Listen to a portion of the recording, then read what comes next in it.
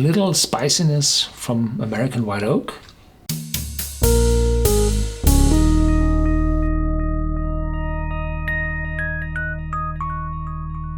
Welcome to Whisky.com, where fine spirits meet. My name is Lüning, Horst Lüning. I'm the master taster of Whisky.com, and today we have the Tullibardine Sovereign. Here on my cask, it's a single malt whiskey, first fill bourbon casks, and it's quite affordable, around 30 to 35 euros, pounds, dollars, whatever. Depends very much on the source you're looking for this whiskey.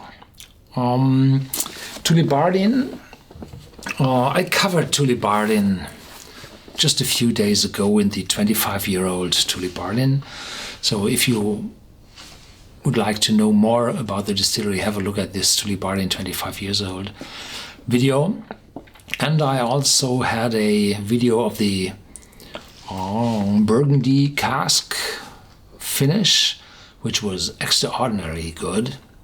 And this Tullibardine Sovereign is said to be, well, the new standard of Tullibardine. Tullibardine was sold, as I said in that video, and the new proprietor, they brought out the new range, and the Sovereign should be the most widely spreaded single malt whiskey from Tullibardine.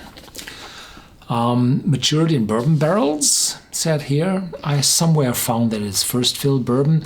I don't know if these first fill bourbons will be still first fill in the next 10 years when you're lucky to find this video on YouTube. The internet does not forget anything.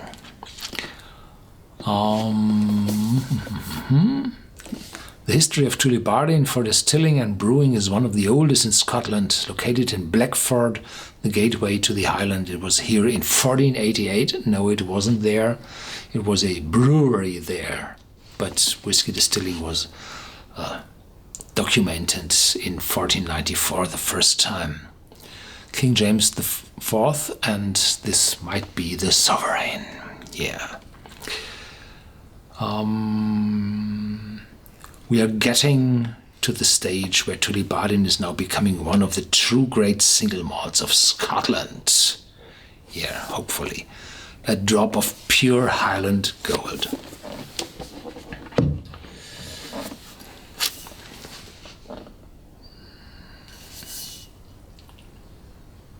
And here on the back there is the tasting note.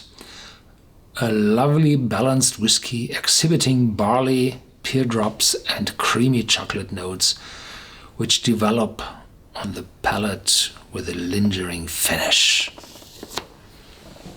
This is a typical description for a single malt whiskey from the Highlands.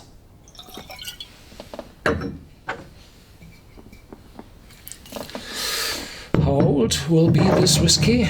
Well, the Scotch whisky industry, with its Scotch Whisky Association, spreads from time to time some data of the industry. And a few years ago, I think it was in 2011, they spread about the warehouse content, about the stocks the industry holds. And most of the malt whiskey is torn out of the warehouses with the age of 3 years. Well, this is the whiskey which goes as a spice in the blended whiskey.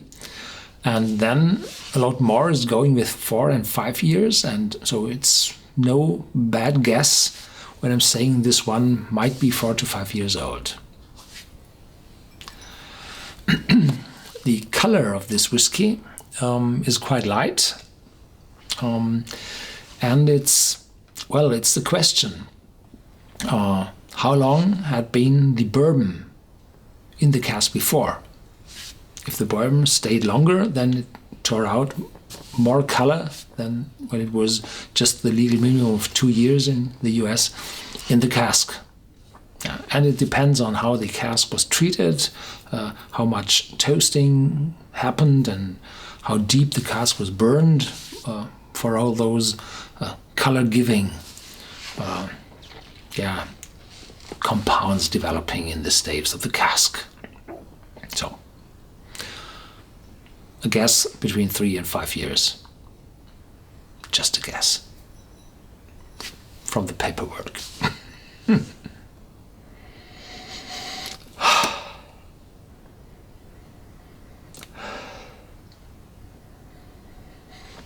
In the beginning, some fruitiness, fresh light fruitiness, coming up with a lot of malt, a little spiciness from American white oak, and the alcohol is smellable. That means that the aroma at all is quite light, that the alcohol has 43%, 3% more than typical for an entry malt. The alcohol comes to the front. The fruitiness might be pears, fades, tender, becoming sweeter. Different fruits appearing. And this light fruitiness always means young, because those fresh light apple, pears, peaches, all those light fruits say, I'm young, because those light esters oxidize with the time and bringing darker, older fruits as the taste or as the aroma of the longer matured whiskies. Yeah.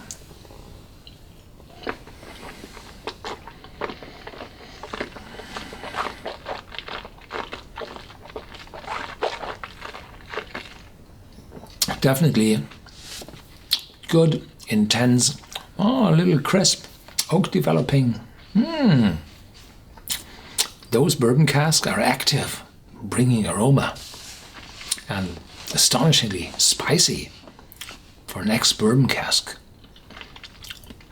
The undertone is sweet, might be the pear, stronger fruity, very pleasant, but there's no big old maturity. How should it be? But it's a good one. Yeah, it's a very, very typical Highland whiskey, a little bit more spicy than the average. And this shows that the first fill ex-bourbon casks are preferable over the refill casks. There's more in it. Now there's a little caramel and a little vanilla, but not much.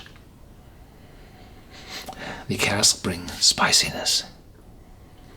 Yeah. Thank you very much for watching. This is a reasonably priced, good single malt whiskey. So what comes from the Tullibardine Distillery in the last years is really better than that I've tasted before. So time changes, and not always to the bad. No, there's very good things coming up. Also good whiskey. Thank you very much for watching. Stay tuned. There's more to come, and feel free to comment.